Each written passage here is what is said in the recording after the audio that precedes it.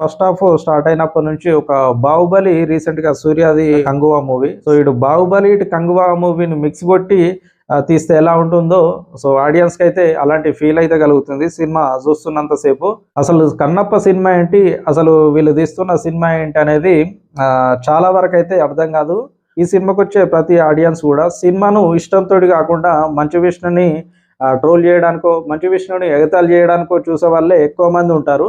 వాళ్ళని సాటిస్ఫై చేయాలంటే ఈ సినిమా స్టోరీ అన్నా ఎక్స్ట్రాడినరీగా ఉండాలి, లేదా మంచు విష్ణు పర్ఫార్మెన్స్ అన్నా ఎక్స్ట్రాడినరీగా ఉండాలి.